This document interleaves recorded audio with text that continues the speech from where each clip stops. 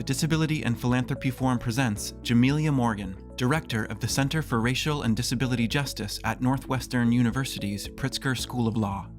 Let's, think about, the way that we provide, quote unquote, mental health crisis care services.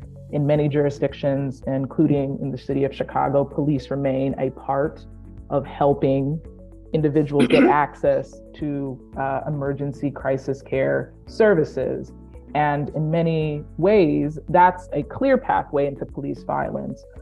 We should be investing in robust behavioral health systems that do not rely on law enforcement to distribute access to emergency care services. And moreover, we could think about providing access to on-demand, community-based, at-home mental health services so that we don't move to the crisis care need in emergency situations. And so when I think about the policing problems, that's one component of it. The other part of it is that we confer police with a lot of discretion to decide who is disorderly, to decide who is abnormal, strange, weird. I'm thinking of Elijah McClain, a Black youth that is minding his own business in Aurora, Colorado, observed by a quote unquote concerned neighbor that he looks strange and he's weird. That becomes a pathway into police violence. He's singing along to music.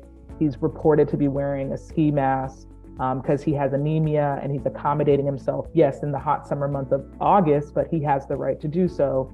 And the police stop him. They perform a stop that we would say violates the Fourth Amendment, that amendment that regulates police, because they lack reasonable suspicion when they stop him. Not suspicious of, he's not engaging in anything that would amount to criminal suspicion, we would say. And that's a finding from the report that comes out of the killing.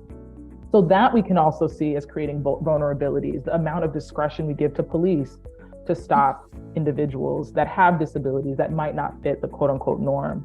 We need to not see the law as the only tool to protect and save the lives of disabled people. We have to look beyond that. We need a new world. And so I think that in many ways, because you as funders are so influential, allowing the community to help set your agendas would do a lot to advance movements towards radical transformative change, because these systems are harming disabled people, particularly disabled people of color, and we've seen no real reaction to that. And I guess a last little point for the researchers, let's start funding new approaches to research, right? Not the same organizations that are white-led, that are not disabled-led, disability-led, that continue to fund research and support projects by police, by prisons. Let's start looking at peer support models. Let's start letting people with psychiatric disabilities like the National Coalition for Mental Health Recovery lead the conversation and set the research agendas and fund those projects.